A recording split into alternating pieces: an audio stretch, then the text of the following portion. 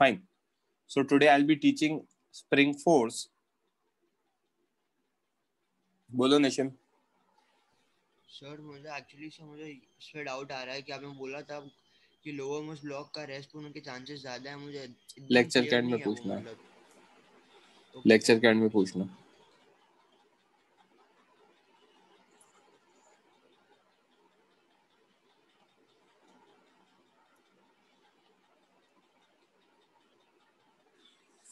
Okay. Spring force. Point number 1.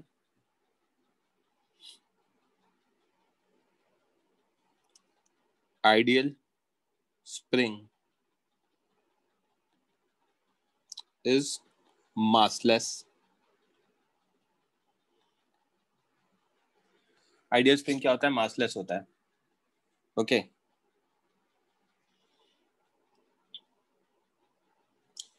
We will always consider spring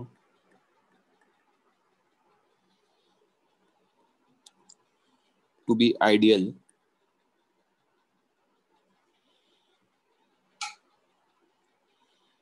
unless otherwise stated.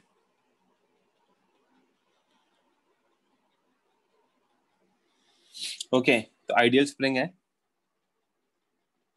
पहली चीज जो massless होगी. दूसरा point,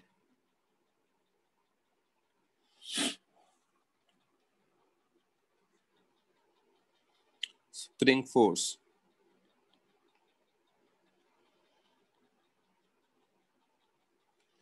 is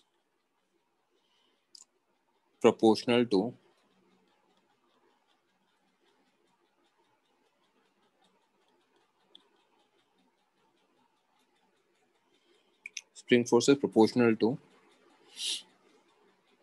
elongation or compression in the spring.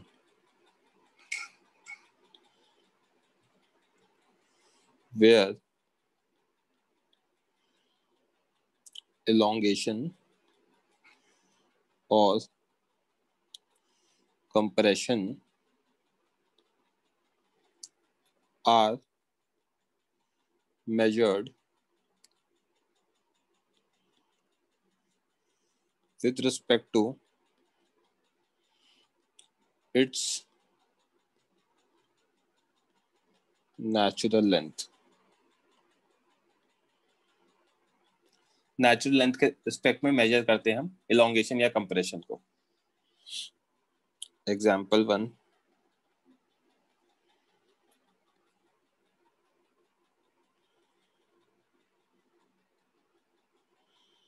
आपकी ये spring है.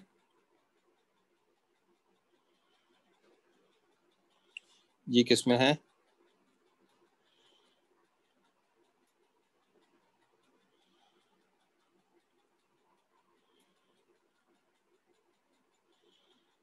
ये इसकी नेचुरल लेंथ है.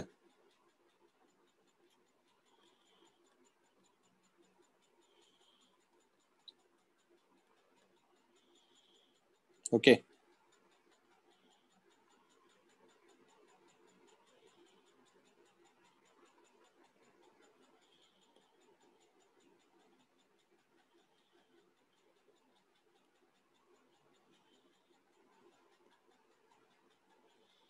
ये इसकी नेचुरल लेंथ है. अब यहीं पर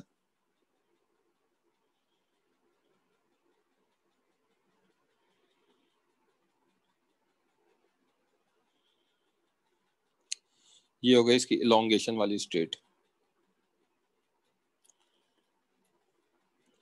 So this part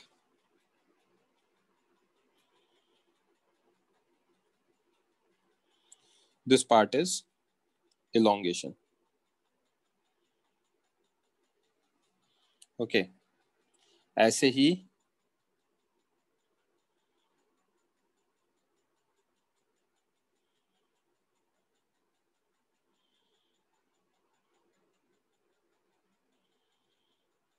this part is compression.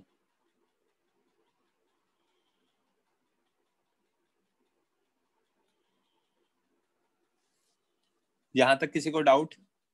Spring है, उसको खींचा तो कितना खींचा वो इलोंगेशन है, कितना दबाया वो कंप्रेशन है, ठीक है। तो स्प्रिंग फोर्स जो होता है हमारा वो इलोंगेशन या कंप्रेशन के प्रोपोर्शनल होता है, ठीक है। इसको मैंने ले लिया x1 या इसको x ले लिया, रादर इसको भी मान लो x ले लिया। तो दिस इंप्लाइज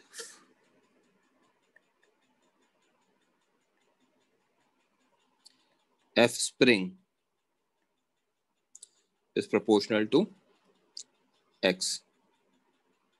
ये हमारा स्प्रिंग फोर्स है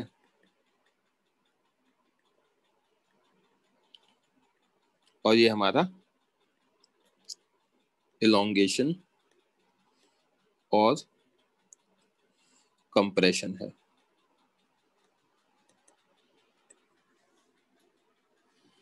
okay, so hence F spring vector form में is equal to minus kx vector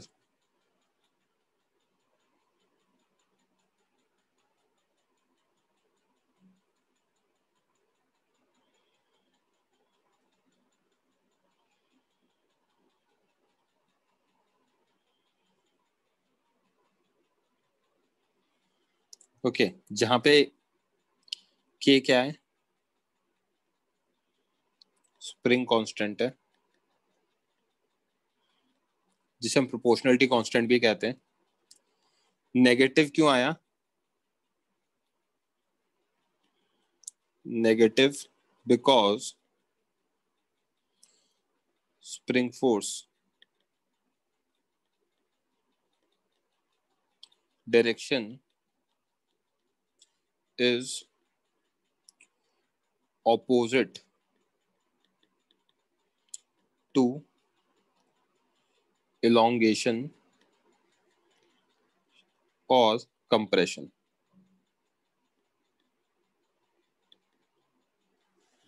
okay, इसको मैं प्रूव कर दूंगा, अभी बता दूंगा आपको कैसे आ रहा है। And F spring which is mod of F spring, सिर्फ अगर मैं मैग्नीट्यूड की बात कर रहा हूं तो that is equals to kx।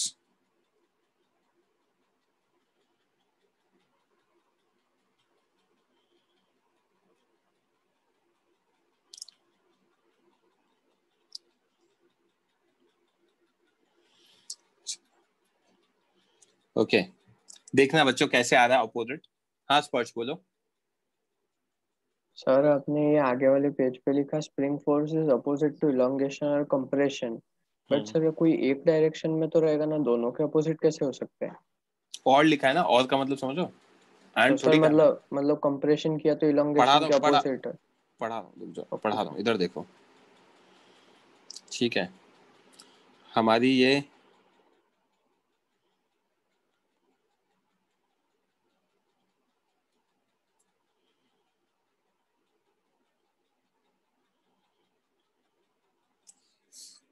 हमारी नेचुरल लेंथ है।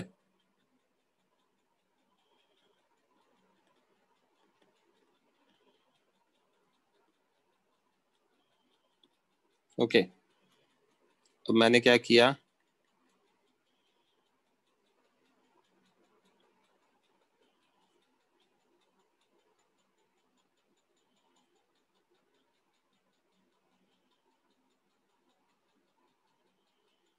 तो मुझे ये दिख रहा है this is nothing but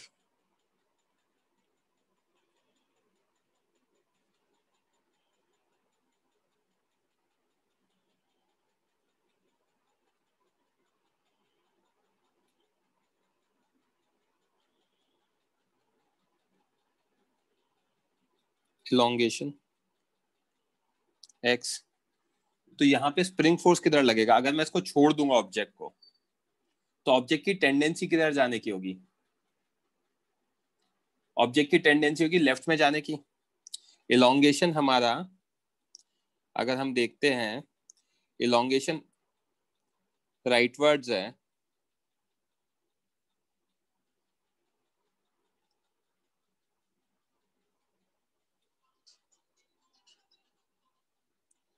elongation अगर मेरा राइटवर्ड्स है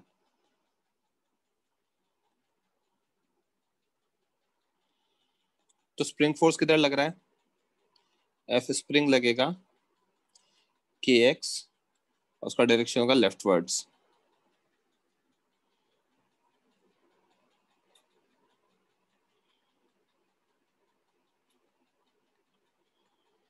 ओके, यही चीज अगर मैं कंप्रेशन कर दूंगा,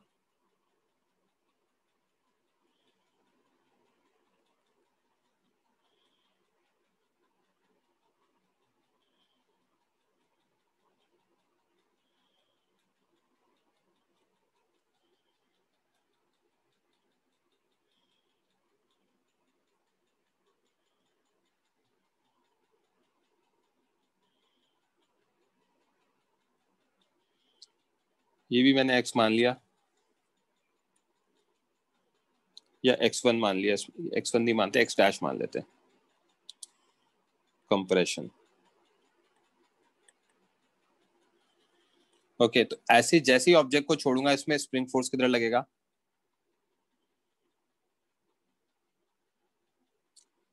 F spring will be equal to K X dash. Okay, और डायरेक्शन होगा राइटवर्ड्स।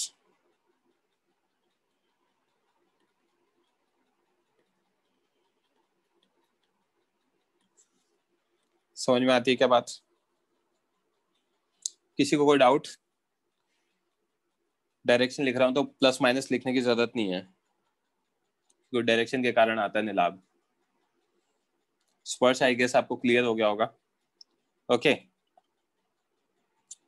तो स्प्रिंग फोर्स माइनस के एक्स वेक्टर होता है, वेक्टर फॉर्म में लिख रहे हैं, और डायरेक्शन लिख रहे हैं तो you don't have to write plus minus. Okay, यहाँ पे हमें दिख रहा है नेचुरल लेंथ क्या होती है, एलोंगेशन क्या होता है, कंप्रेशन क्या होता है। ओके, नेक्स्ट हम देख लेते हैं, पॉइंट नंबर दिस हो गया था। इसको वर्टिकल में देख लेते हैं एक बार। इनफैक्ट ये जो नेचुरल लेंथ है, यही इक्विलिब्रियम पोजीशन होती है हॉरिजॉन्टल में।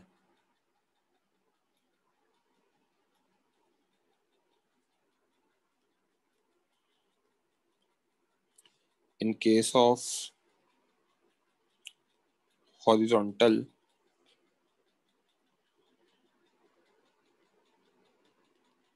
स्प्रिंग, अगर हॉरिजॉन्टल स्प्रिंग होगी, इक्विलिब्रियम पोजीशन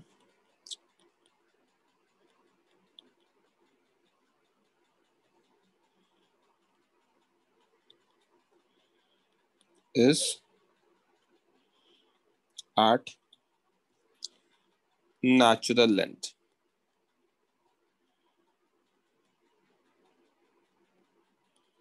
ओके, इक्विलिब्रियम का मतलब नेट फोर्स जीरो, तो नेट फोर्स जीरो दिख ही रहा है नेचुरल लेंथ पे, राइट। नेक्स्ट बात करते हैं,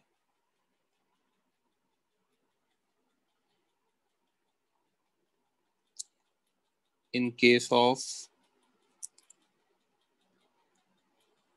वर्टिकल स्प्रिंग,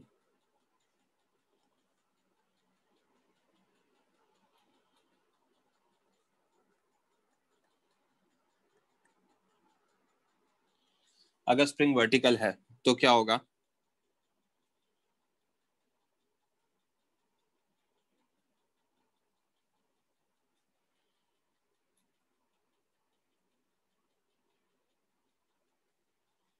है ना, ये हो गई इसकी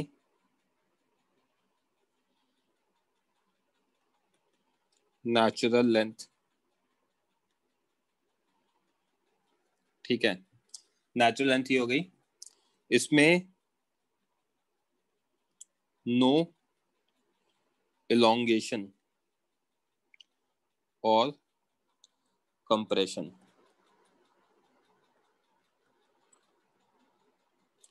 as spring is massless.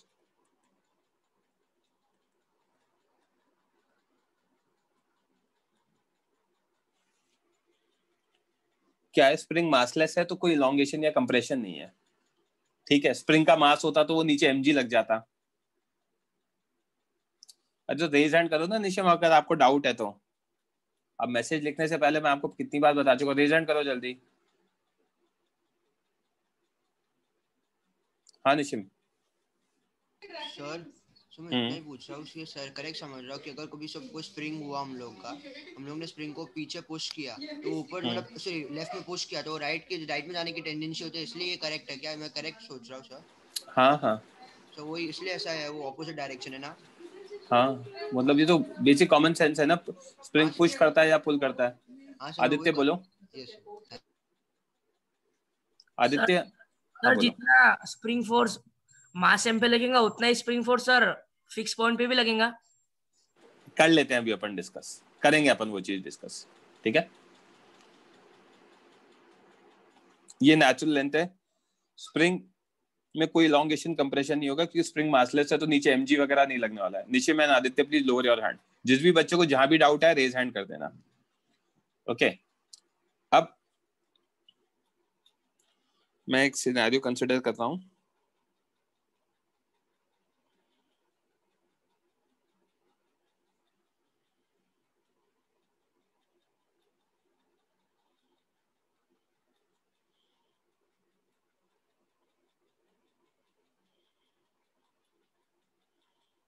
ये हमारा नेचुरल लेंथ है,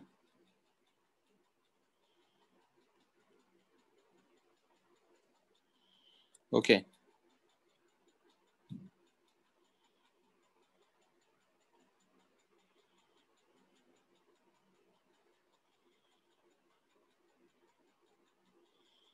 ऑब्जेक्ट m लगा दिया, ओके। तो ये ऑलरेडी इलोंगेट हो जाएगा। ऑब्जेक्ट ऑफ मास m लगाते ही ये ऑटोमेटिकली इलोंगेट हो जाएगा।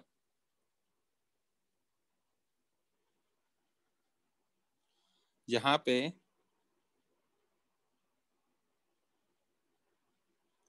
x नॉट आ रहा है, ये दे रखा है रेस्ट पर, तो हमें पता है नीचे क्या लगने वाला है, mg लगने वाला है। ऊपर क्या लगने वाला है, just a minute.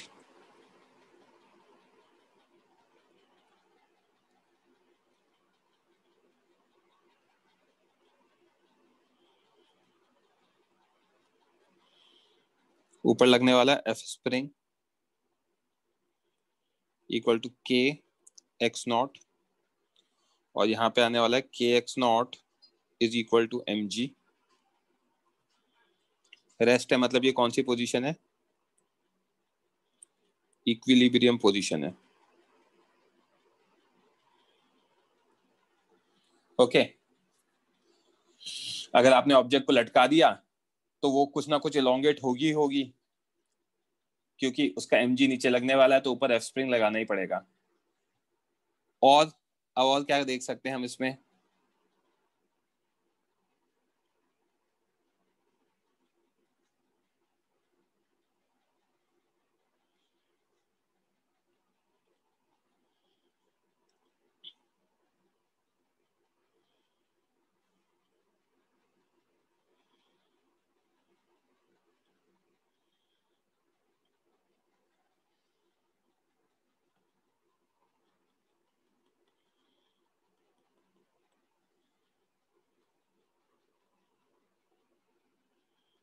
x1 x not, okay. Mass m है तो ऊपर की तरफ क्या फोर्सेस लग रहे हैं, इनफैक्ट पहले इसको उठा के उधर रखता हूँ यहाँ से।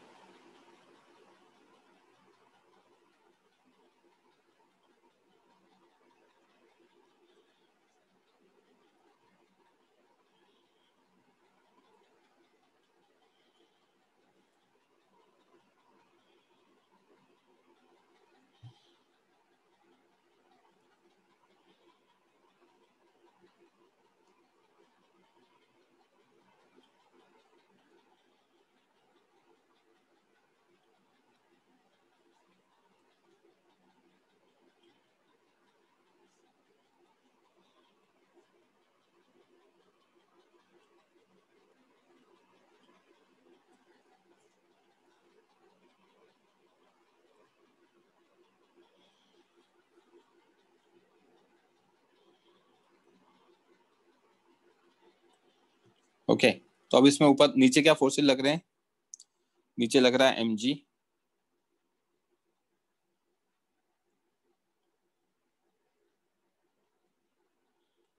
नीचे लग रहा है आपका mg, ऊपर लगेगा आपका F स्प्रिंग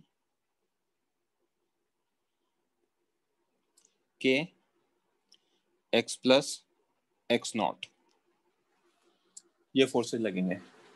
आपने क्या किया है? elongated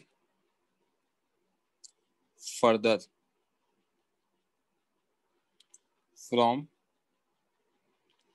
equilibrium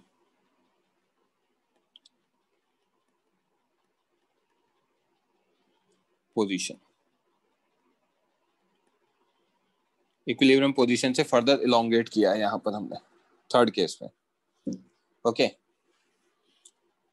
ए बी सी, तो इस चीज को अगर मैं देखूं, सो इन केस सी,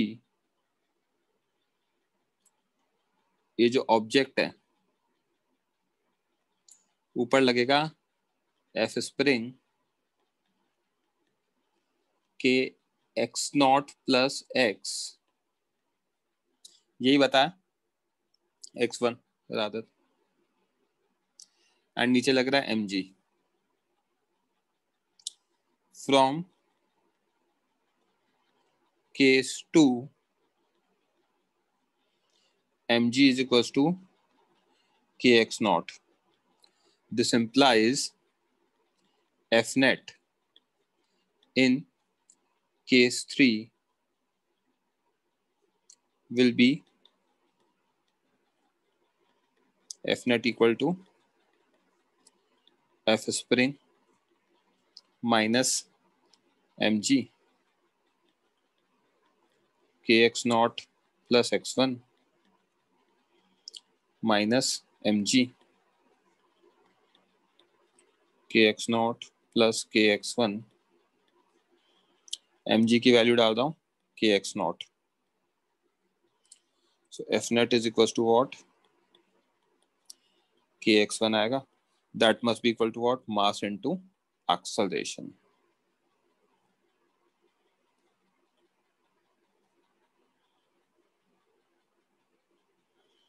और acceleration is equals to kx1 by m directed upwards. Yes आदिन, बोलो बच्चे। आदिन कुछ बोलना है? यहाँ पे x1 लिया है ना यार, यहाँ इस जगह ये x1 लिया है ना, तो वो यूज किया है। सर हेलो, आयान बोल रहे। हाँ आयान बोलो। सर वो x1 का मैसेज तो पुराना था, वो हो गया ठीक। सर ये केस 3 से हम क्या शो करना चाह रहे हैं? कुछ शो नहीं करना चाह रहे, समझना चाह रहे मोशन कैसा होगा, कि अगर मैंने और खींच दिया तो ऊपर की तरफ और इलोंगेट होगा, तो एक्सेलरेशन निकाल सकता हूँ मैं। हाँ सर, और ये f net equal to k into x1, वो याद रखना, ऐसा कुछ है, वो आगे यूजफुल होगा, दिमाग लगाना है। हाँ ठीक है सर, हो जाए। ठीक है, यस सर। लो यार, हाँ यश दुबे बोलो। सर सेकंड केस में मतलब कोई एक्सटर्नल फोर्स नहीं है ना, बस ग्रेविटी है ना? हाँ ग्रेविटी है। Okay sir. यहाँ तक क्लियर है? तो कैसे आता है वर्टिकल में, क्या होता है? तो वर्टिकल में मैं क्या लिख सकता हूँ eventually,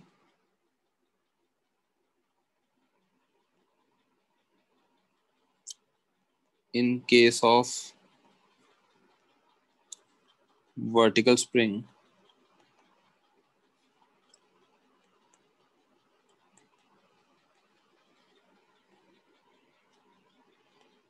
connected with an object of mass m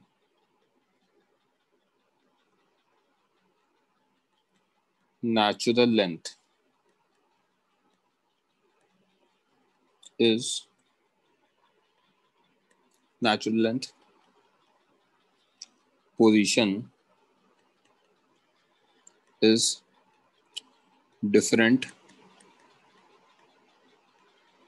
from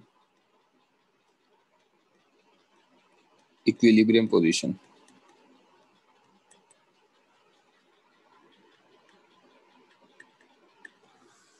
Natural length position is different from equilibrium position.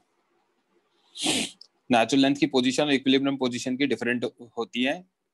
इसमें हॉरिजॉन्टल में ऐसा नहीं होता. वो दिख रहा है क्योंकि वर्टिकल में क्या होगा, mg लगने लग जाएगा. तो mg को ओवरकम करने के लिए आपको इक्विलिब्रियम पोजीशन में कुछ ना कुछ इलोंगेशन आना पड़ेगा. राइट, यहाँ पे x0 लिया था तो इधर भी x0 लूंगा. ये x0 मिसिंग है. That's it. आई थिंक यहाँ तक क्लियर है. Next, this was my point number 4, I guess. Yes, point number 5, spring constant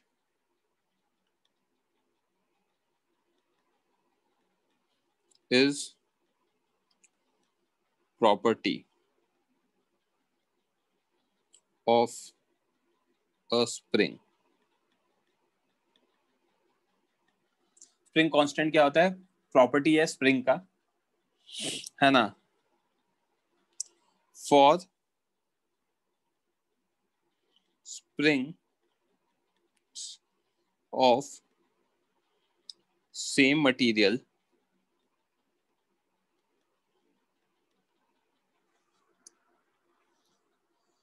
for springs of same material, spring constant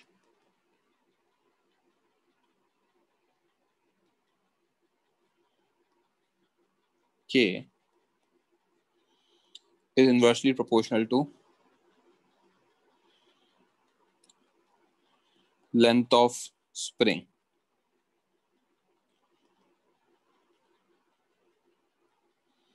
Rather, natural length of spring.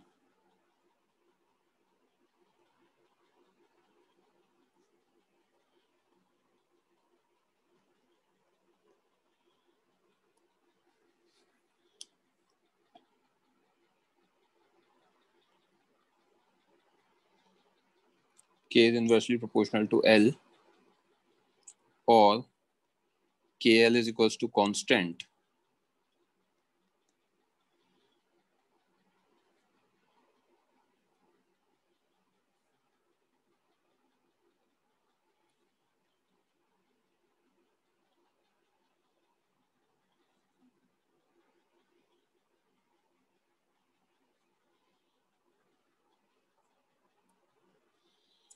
okay.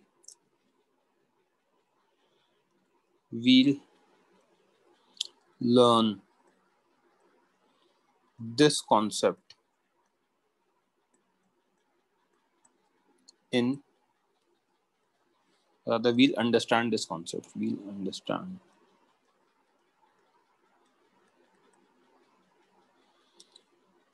chapter elasticity. Elasticity chapter में मैं इसका reason समझाऊंगा आपको, है ना. अभी आप याद कर लो, क्योंकि इलास्टिसिटी में इलास्टिक फोर्स होता है, वहां से यंग्स मॉड्यूलस आता है.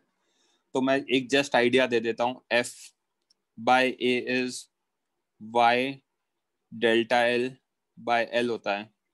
तो फोर्स जो होता है वो आ जाएगा AY by L delta L. Delta L is change in length. So this is nothing but constant K delta L F spring. तो ये कॉन्सेप्ट होता है, ये हम पढ़ेंगे, ठीक है, इलास्टिसिटी चैप्टर में. अभी के लिए हम इतना ध्यान रख लेंगे कि हमारा जो स्प्रिंग कांस्टेंट है वो किस पे डिपेंडेंट है? नेचुरल लेंथ L पे डिपेंडेंट है. तो KL कांस्टेंट हो जाएगा. KL कांस्टेंट हो जाएगा तो इसका क्या मतलब है?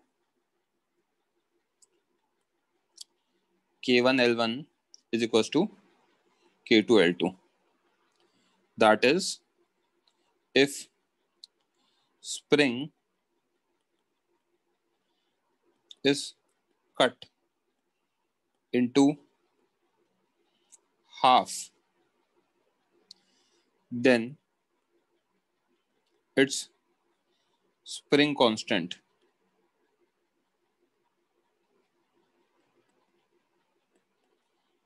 becomes twice. अगर मैं स्प्रिंग को आधे में काट दूंगा तो उसका स्प्रिंग कांस्टेंट ट्वाइस हो जाएगा. इलास्टिसिटी पढ़ेंगे, that will be last chapter of mechanics. लगेगा उसमें 2-1 महीना, 2-2.5 महीने लगेंगे. अभी इस पे कॉन्सेंट्रेट करो. तो अगर मैं स्प्रिंग को काट दूंगा तो उसका स्प्रिंग कांस्टेंट ट्वाइस हो जाएगा. कैसे? अगर so KL is equals to K dash L by 2, because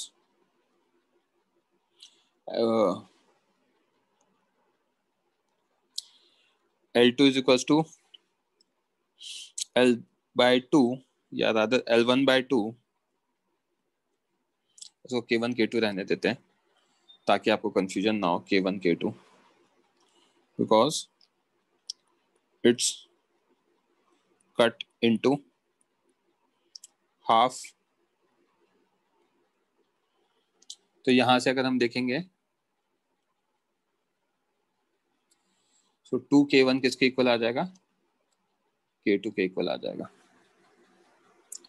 I think यहां तक क्लियर है सबको? ओके.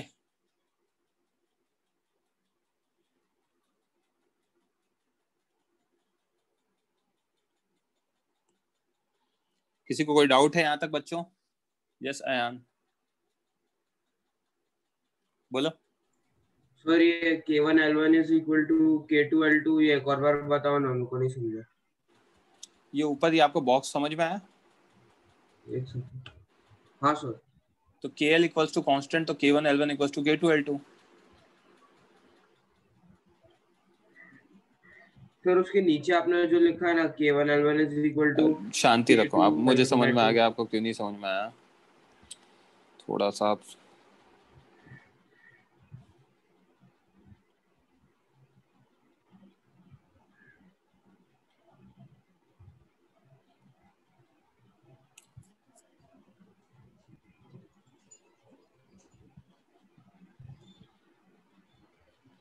KL कांस्टेंट होगा तो K1 L1 किसके इक्वल होगा? K2 L2 के इक्वल होगा.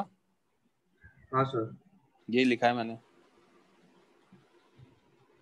आया क्या अभी समझ में? सर तो वो L1 by 2 वो क्या है? बोलो. K1 L1 is equal to K2 L1 by 2 क्या लिखा? हमने हाफ में काटा है स्प्रिंग को, इसीलिए. हाफ में काटा है तो L2 की वैल्यू कितनी होगी? L1 by 2 होगी ना. हाँ सर. हाँ सर. हाँ. Lower your okay hand. Sir, ठीक है. ओके. तो यहां तक क्लियर है? Next point.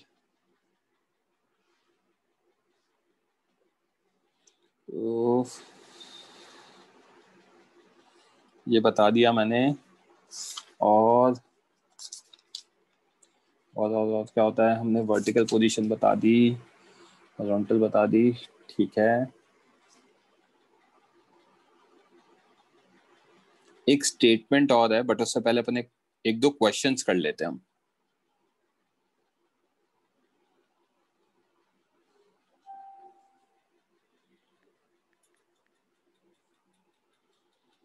चलो बच्चों, एक दो क्वेश्चंस कर लेते हैं.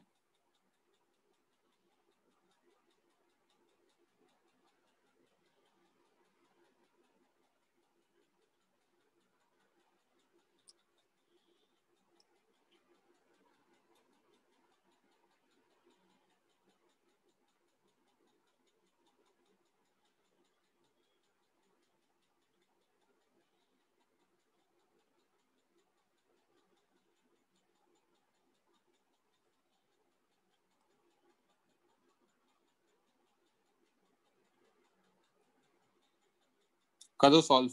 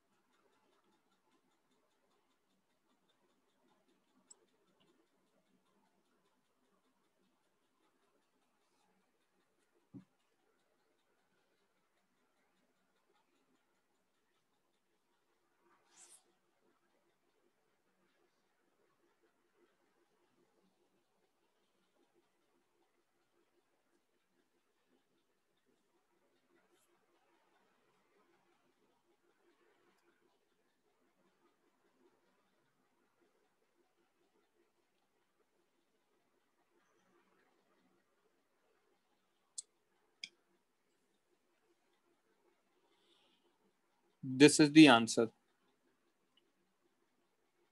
वीरती गलत है आंसर आपका।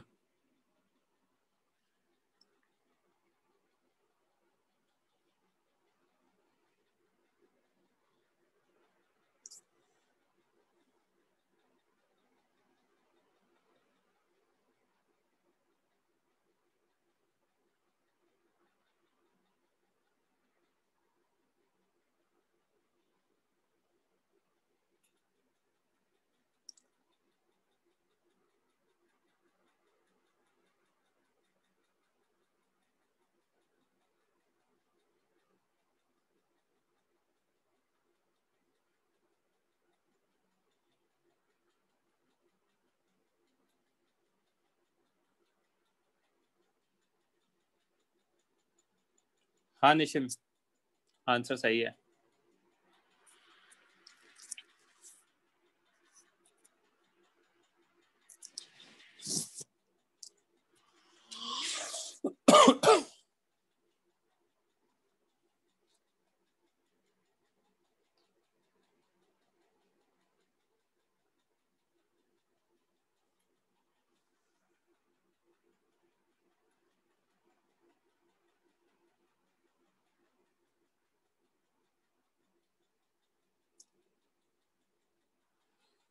A is the correct option.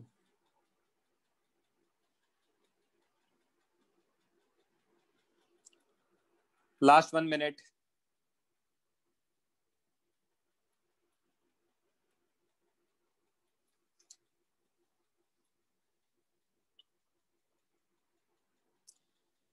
Friday वाले लेक्चर को स्किप मत करना, मैं प्रोबेबली स्प्रिंग फोर्स वाले क्वेश्चंस कराऊंगा, ठीक है? अच्छे क्वेश्चंस कराऊंगा स्प्रिंग फोर्स वाले।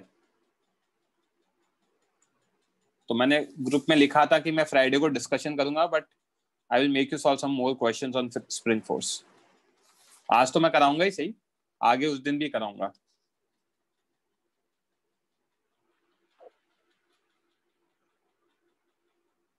Last 30 seconds.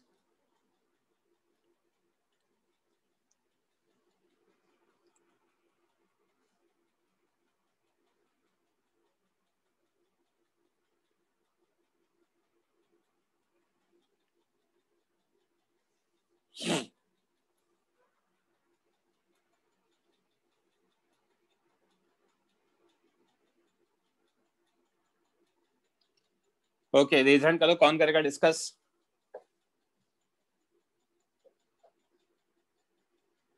Yes, spring force will come in test, right? Definitely आएगा। आपको और टाइम चाहिए क्या बच्चों सॉल्व करने के लिए?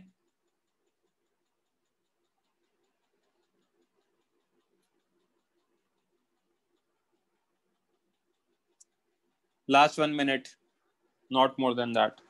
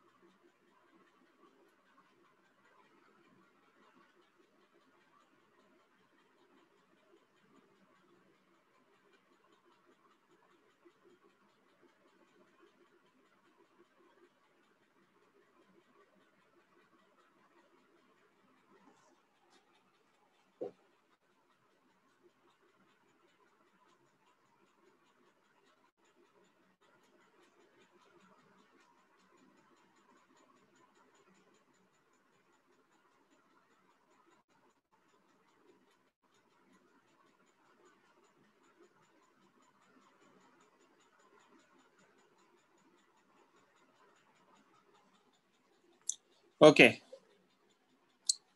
रेज हैंड करो, कौन करेगा discuss?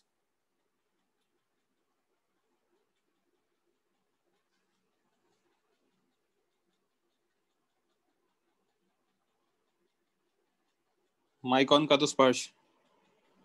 Yes sir. 2 identical masses दे रखे हैं, मासलेस स्प्रिंग दे रखी है, यस राइट? सो पहली चीज K1 equal to K2 equal to K, yes because springs are identical. are identical. Yes sir. Okay, दूसरी चीज है ना, अब फर्स्ट केस का एफबीडी बना दें। सर लेंथ भी सेम रहेगा ना दोनों स्प्रिंग्स का? वो अभी दिख जाएगा आपको, लेंथ सेम ही रहेगा ना, क्योंकि K1 K2 इक्वल है और स्प्रिंग कांस्टेंट नेचुरल लेंथ पे डिपेंड यस करता सर, है, K1 है ना? L1 equal to K2 L2। और नेचुरल लेंथ से मुझे कोई फर्क नहीं पड़ता, मुझे एलोंगेशन से फर्क पड़ता है, क्योंकि मेरी स्प्रिंग फोर्स तो एलोंगेशन कंप्रेशन पे डिपेंड करती है ना।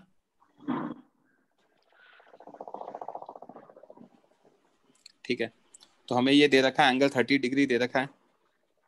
Yes sir.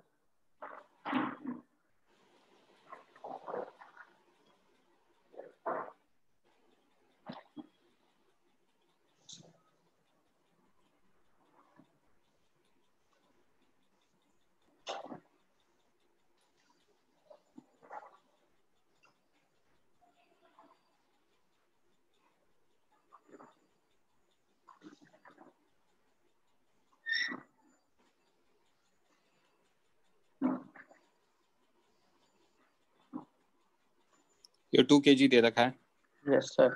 है ना? यहाँ पे ये एंगल 30 डिग्री दे रखा है, ये भी एंगल 30 डिग्री दे रखा है। ठीक है, तो यहाँ पे मैं कह रहा हूँ F1 आएगा, F स्प्रिंग 1, और यहाँ आएगा F स्प्रिंग 2, खींचेगा तो करेक्ट। यस नीचे सर। आएगा 2G। mg which is 2g, yes sir. Right? अब ये एंगल 30 डिग्री, तो यहाँ आएगा F spring 2 cos 30, using the same logic spring 1 cos 30। यहाँ पे ये भी 30 डिग्री, यस सर। ये आएगा F स्प्रिंग 1 cos cos 30, 30। ये हमें दे रखा है equilibrium position. Yes sir. Okay, इसके अलावा ऊपर की तरफ क्या लगेंगे? F spring 1 sin 30 and F spring 1 X spring 2 sin 30। ठीक है, तो ऊपर लगेगा हमारा, I don't have the space,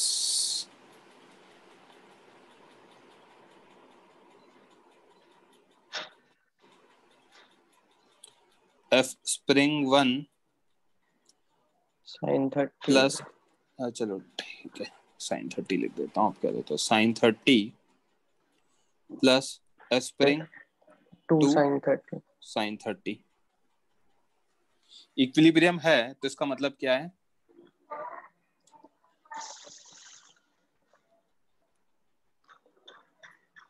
implies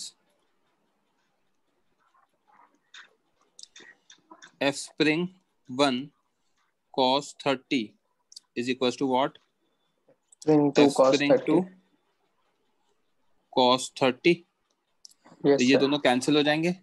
F spring 1 को लिख सकता हूँ मैं kx1 और उसको लिख सकता हूँ मैं kx2,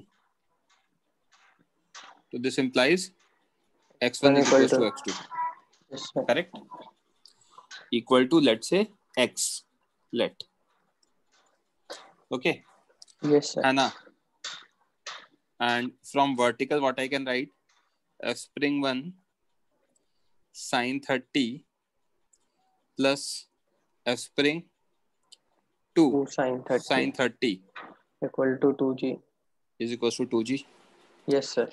So आएगा kx1 into 1 by 2 plus kx2 into 1/2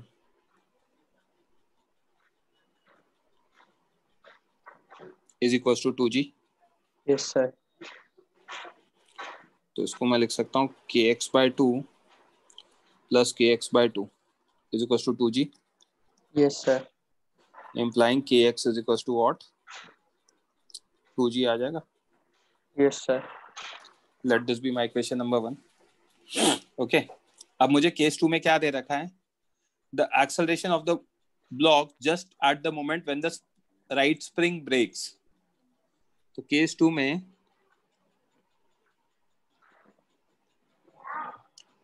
right spring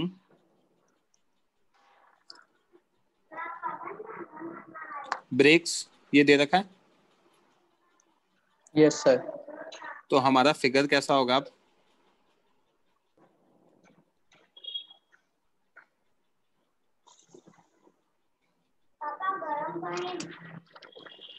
यहाँ पे 2 kg है, नीचे लगेगा 2g. Yes sir. है ना? इधर लग रहा है F spring 1 which is equals to kx which is equals to what? 2g. Yes sir. Right. और ये एंगल हमें अभी भी दे रखा है 30 डिग्री. करेक्ट. तो हमारा इधर की तरफ कंपोनेंट आ जाएगा, है ना, kx cos 30 equal to 2g cos 30. ये एंगल 30 डिग्री हो जाएगा. तो है ना. और ऊपर की तरफ आ जाएगा kx sin 30 that is 2g sin 30. Yes sir. Right. 2g sin 30 की वैल्यू आ जाएगी 2g इंटू 1/2 g आ जाएगा, और यहाँ आ जाएगा g√3. Yes sir. तो दिस इम्प्लाइज अगर ऑब्जेक्ट का FBD बनाऊं 2 kg का, तो F net y will be 2g minus g equal to g, और F net x g√3. Yes sir. ठीक है. तो दिस इम्प्लाइज F net कितना आएगा? fx² प्लस fy² का अंडर रूट. Yes sir. तो g√3 का होल स्क्वायर प्लस g का होल स्क्वायर. तो 3g² plus g² that is 4g². 4g² का अंडर रूट कितना आ जाएगा? 2g आ जाएगा. Yes sir. है ना. तो acceleration will be equal to what? F net by m. So 2g by 2 that comes out to be g. आई क्या बात समझ में? Yes sir. और आप यहाँ पे नेट फोर्स का डायरेक्शन भी निकाल सकते हो. इधर कहीं आएगा नेट फोर्स. F net यहाँ आएगा. राइट. Yes sir.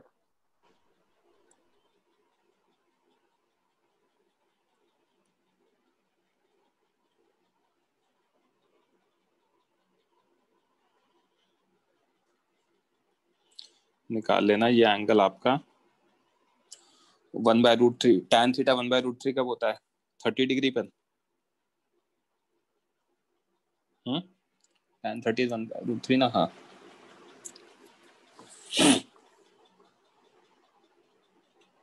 बोलो अयान. सर स्प्रिंग सीधा हो जाए ऐसा नहीं हो सकता था क्या?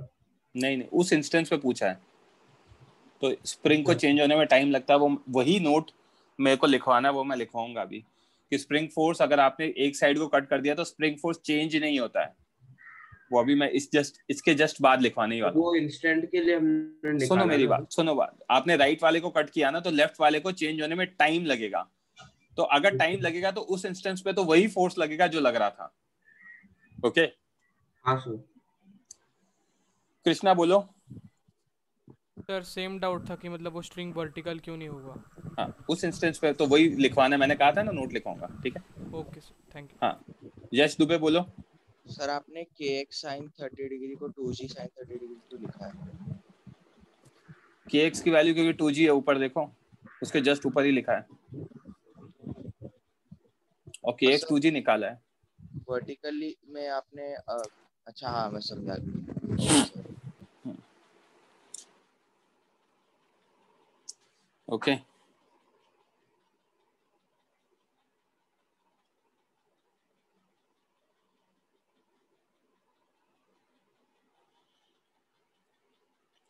नोट लिख रहा हूं, स्टार नोट है।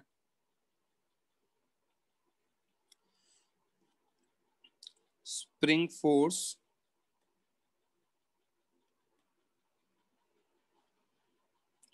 doesn't change immediately.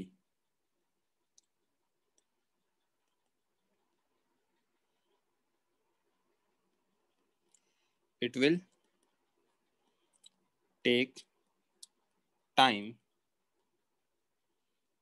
to change.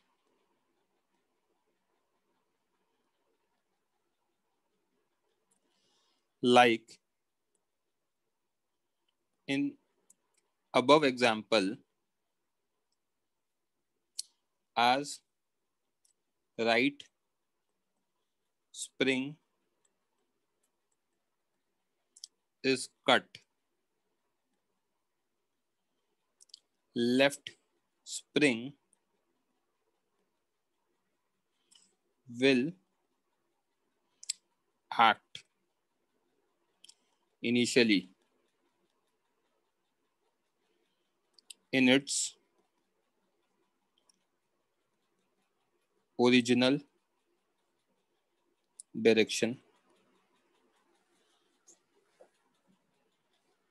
where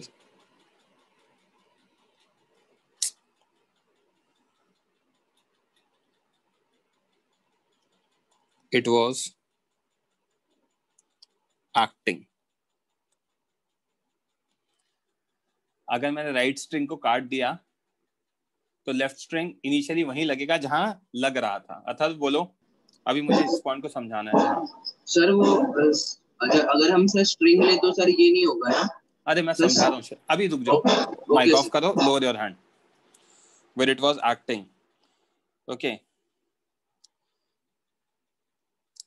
this is different from tension force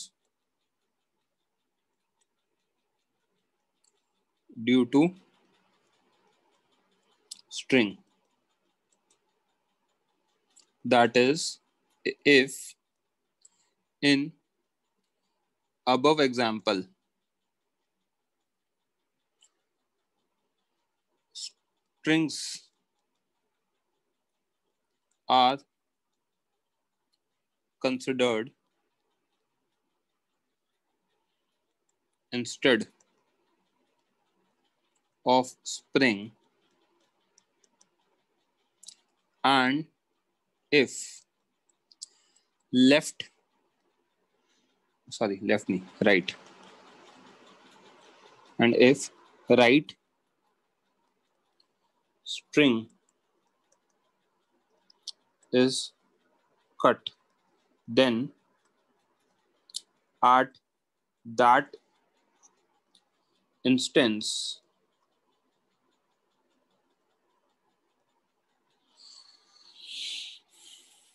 tension in left string will also become 0. उसी इंस्टेंस पे टेंशन 0 हो जाएगा, because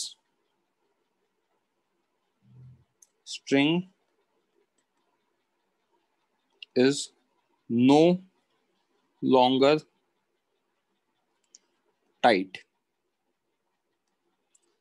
That is spring force.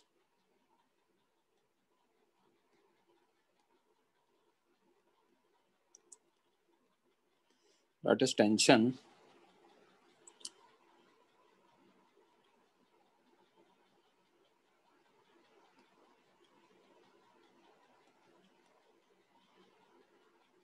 String force changes immediately.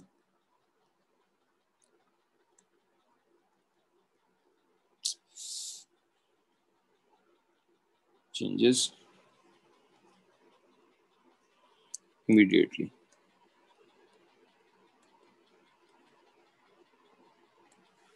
String force एकदम से change हो जाता है, spring force एकदम से चेंज नहीं होता. ये बहुत इंपॉर्टेंट पॉइंट है, अच्छे क्वेश्चंस में काम आएगा, एक्सरसाइज 3 के क्वेश्चंस में काम आएगा. अभी आप लोगों का डाउट क्लियर है? हेमंग आपने भी मैसेज लिखा था, अथर्व आपने भी लिखा था, उसी पॉइंट को मैं एक्सप्लेन कर रहा था. I think this is clear to everyone. Okay, next question देखते हैं बच्चों.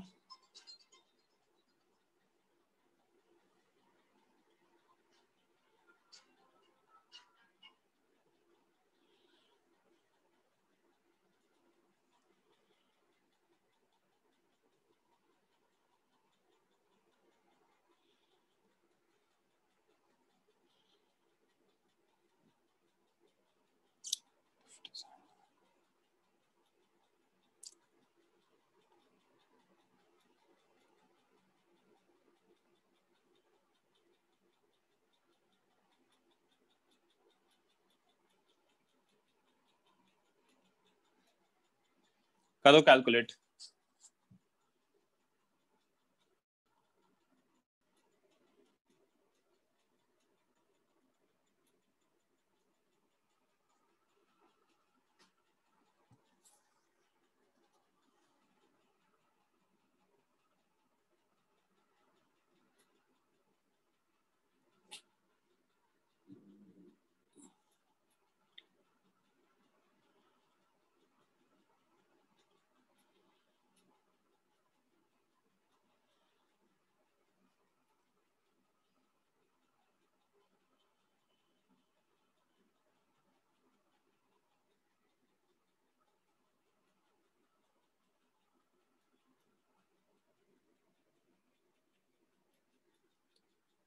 वीरती आंसर सही है आपका?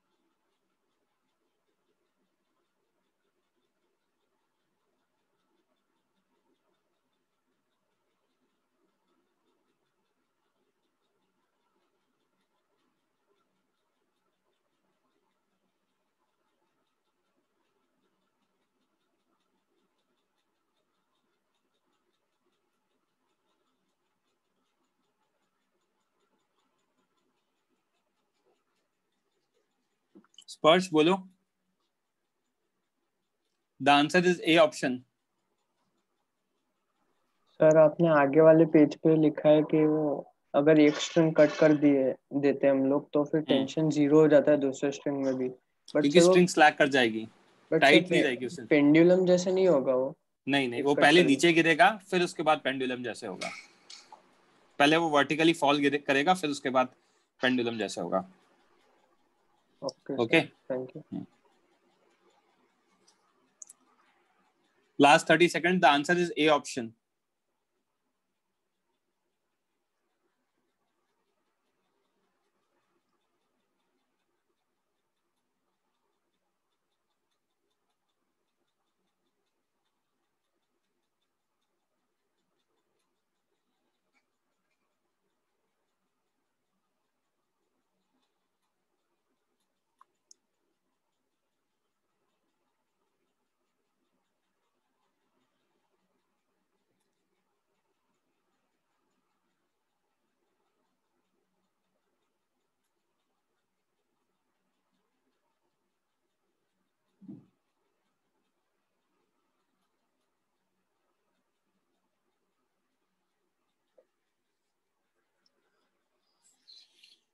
ओके कौन करेगा डिस्कस? रेज हैंड करो।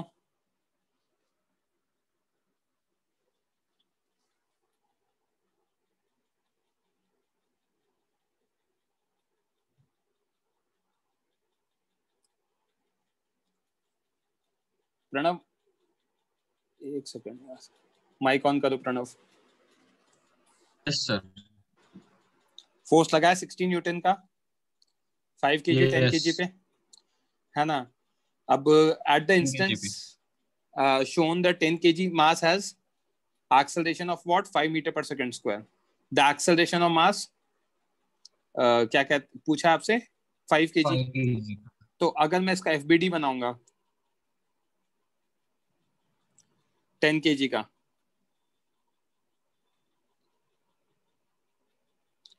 तो इधर क्या लगेगा? 60 न्यूटन। इधर F स्प्रिंग लगेगा। यस। और इसका एक्सेलरेशन कितना आ रहा है? 8n is 5 equals to meter per second square. 5 meter per second square. So this implies F net is 60 minus F spring is equals to what? MA. So 60 Yes, minus sir. F spring 10 into A is what? 5. F spring की value आ गई हमारी? Yes, sorry sir. 10 Newton. 10 Newton. Correct. अब यही FBD मैं 5 kg का बनाता हूं, तो इधर क्या लगेगा? F स्प्रिंग लगेगा, जिसकी वैल्यू मैं ऑलरेडी निकाल चुका हूँ 10 Newton. That's the only horizontal force. और इधर आ जाएगा A5। तो यहां से F नेट लिखूंगा तो कितना आएगा? 10 which is M into A5, M5 A5। तो 10 is equal to what? 5 into A5। A5 की वैल्यू आ गई 2 मीटर पर सेकेंड स्क्वायर। आई क्या बात समझ में? Yes sir. कोई डाउट किसी को? हाँ निशिम बोलो। मुझे सर इधर कंफ्यूजन हो रहा है कि सब तो मेरा आवाज तो आ रहा है ना आपको?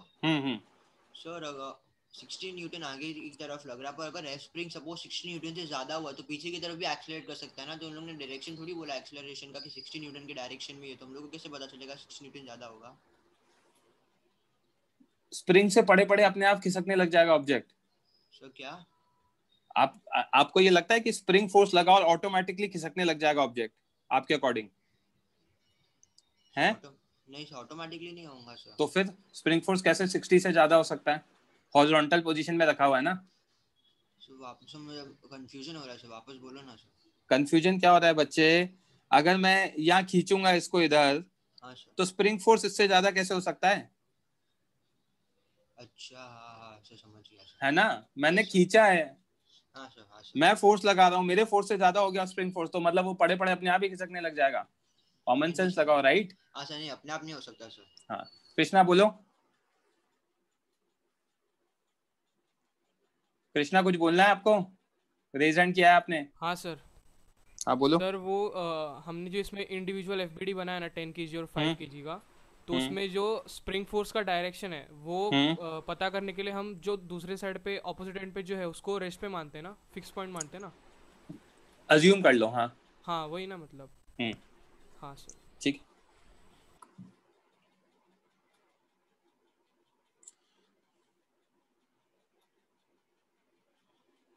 बस 2 ही क्वेश्चन देगा स्प्रिंग के हमारी बुकलेट में इधर।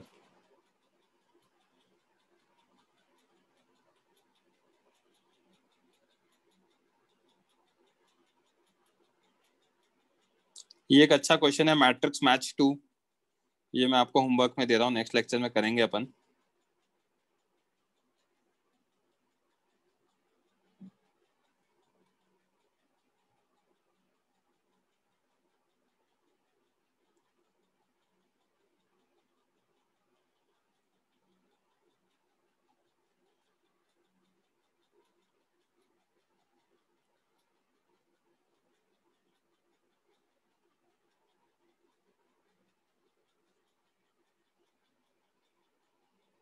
करो सॉल्व। हाँ यश बोलो। सर लास्ट क्वेश्चन में वो स्प्रिंग का साइज मतलब लेंथ इंक्रीज नहीं करेगा? करेगा ना लेंथ, उससे आपको क्या लेना देना, kx होगा वो, अच्छा ओके सर। वही तो फोर्स लगता है, kx जो लगता है।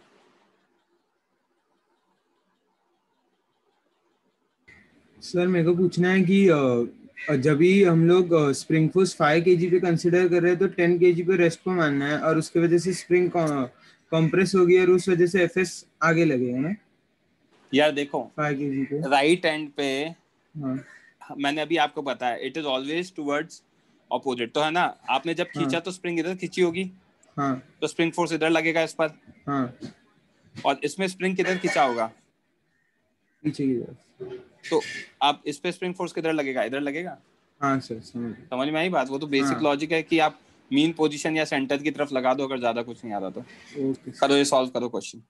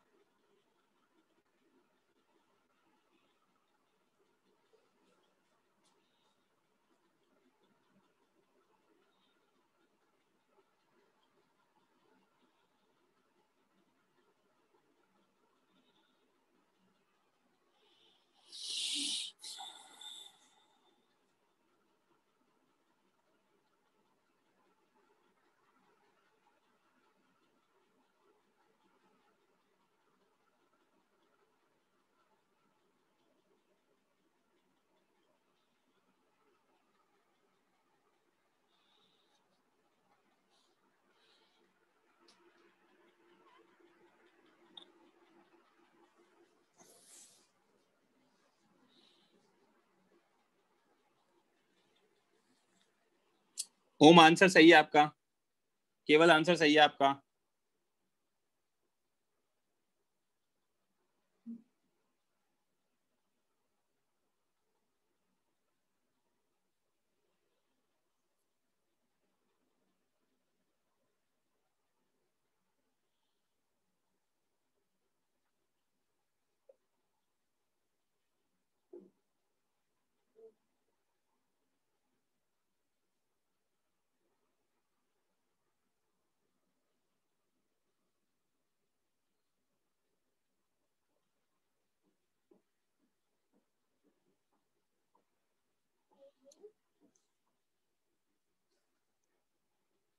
वन इज टू वन आएगा आंसर। आदन ट्रिपल वन नहीं आएगा, ए और बी का एक्सेलरेशन का रिलेशन पूछा है, सी का एक्सेलरेशन 0 होगा, acceleration of C will be 0, ये भी इंपॉर्टेंट कॉन्सेप्ट है।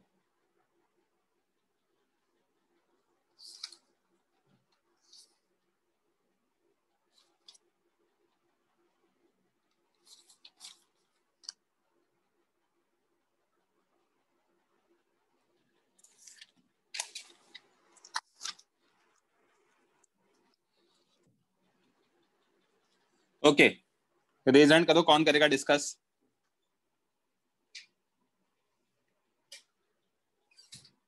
शुभम याद आपके पीछे से एको होता है।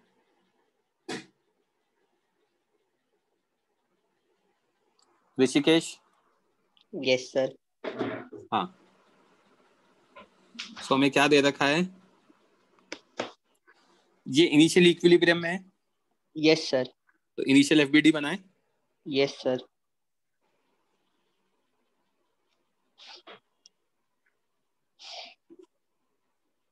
ए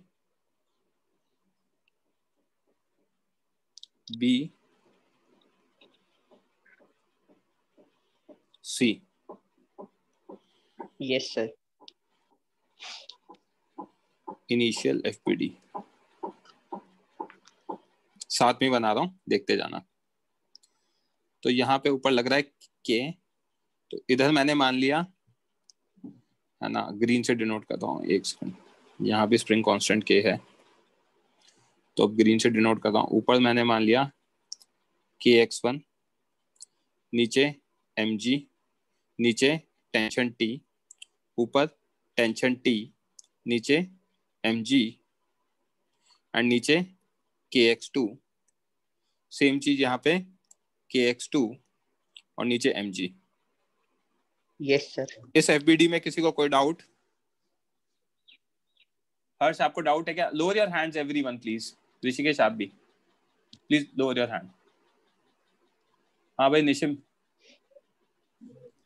सर मुझे बी में नीचे KX2 कैसे लग रहा है सर, ऊपर क्यों नहीं लग सकता मुझे? ऊपर क्यों नहीं लग सकता? हाँ सॉरी सर मैं गलती से ऊपर स्प्रिंग ही नहीं है, सॉरी सर। रात को ज्यादा तो नहीं हो गई थी है निशिम? यहां से इक्विलिब्रियम दे रखा है, इक्विलिब्रियम अगर दे रखा है ऋषिकेश, यस सर। तो यहां से मैं क्या लिख सकता हूं? KX1 is equal to what? mg plus T. Yes sir. यहां से मैं क्या लिख सकता हूं? T is equal to what? mg plus KX2। Yes sir. Right. यहां से मैं क्या लिख सकता हूं? KX2 is equal to mg। Let this be my equation number 1, let this be my equation number 2, and let this be my equation number 3. Okay? Yes sir. है ना? अब हमें क्वेश्चन में क्या दे रखा है? क्वेश्चन में दे रखा है find the ratio of acceleration of blocks A and B at the instant when spring between ceiling and A is cut. मतलब हम इसको काट देंगे। ओके? Yes sir. है ना? तो अब उसको देख लेते हैं। When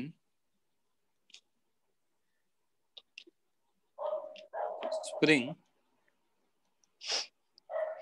between A and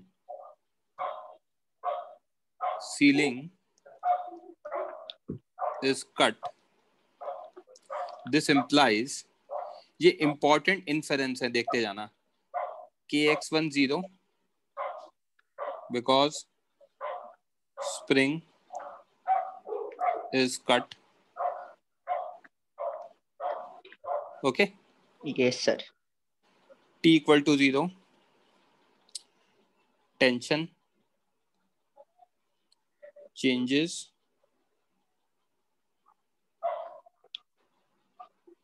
immediately. Yes sir. KX2 is still equal to mg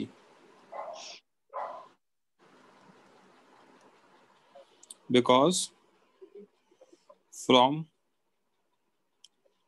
equation 3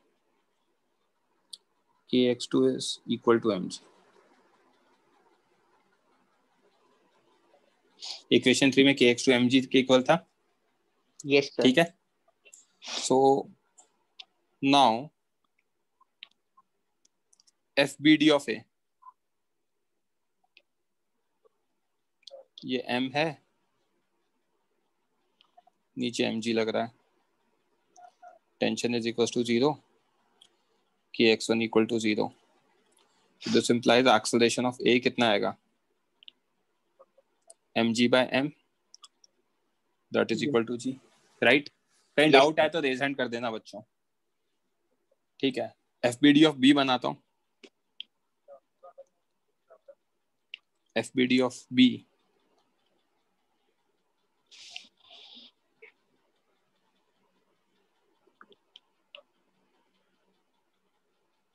नीचे क्या लग रहा है?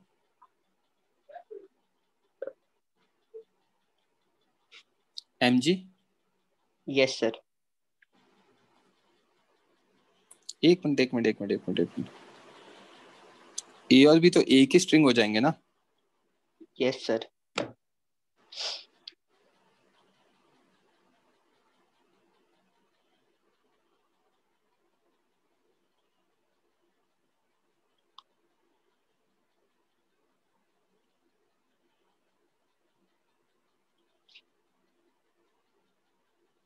Just a minute. All the blocks have equal masses and ideal spring.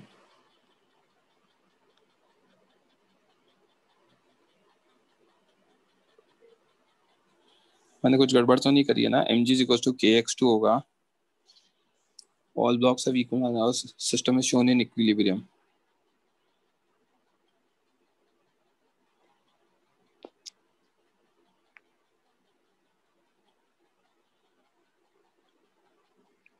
T is equals to T की value 0 नहीं होगी actually. उस instance पे T की वैल्यू 0 नहीं होगी. T will not be equal to 0 actually. ये लिखने की जरूरत नहीं है.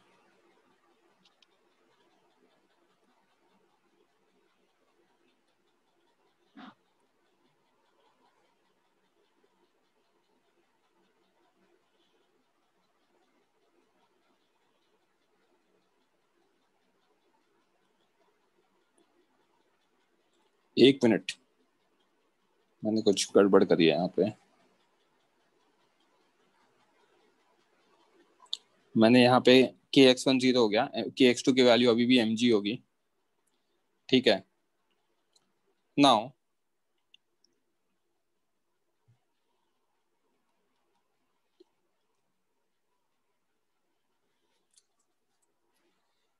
A and B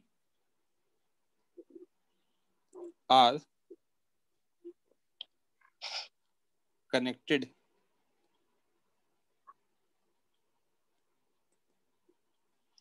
by a string. Okay, A और बी क्या है? स्ट्रिंग से कनेक्टेड है. Yes sir. है ना? अगर स्ट्रिंग से कनेक्टेड है, this implies acceleration of A is equal to acceleration of B. Else length of string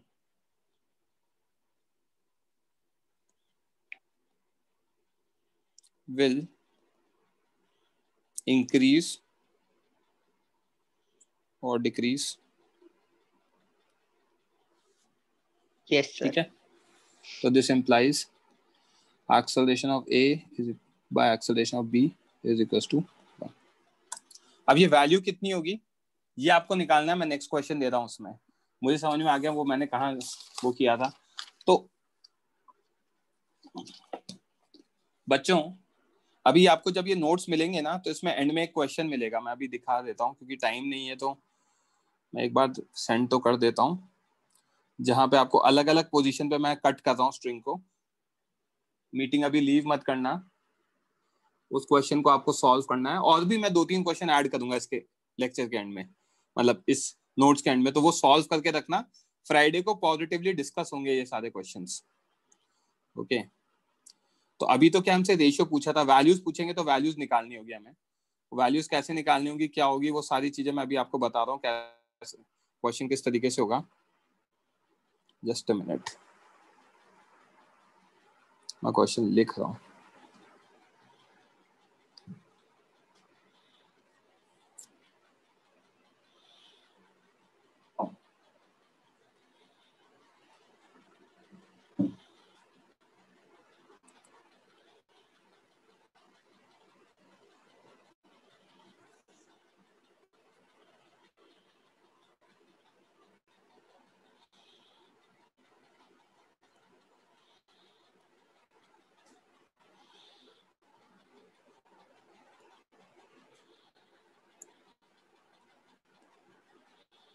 next page पे डाल देता हूँ मैं इसको.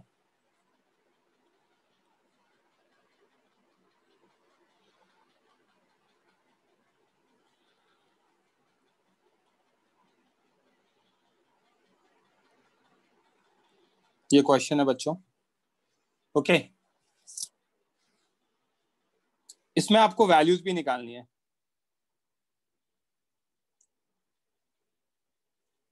मैंने अभी आपको जो क्वेश्चन दिया था उसमें रेशियो निकालना था ना, इसमें वैल्यूज भी निकालनी है. और अलग अलग स्ट्रिंग को कट कर रखा है.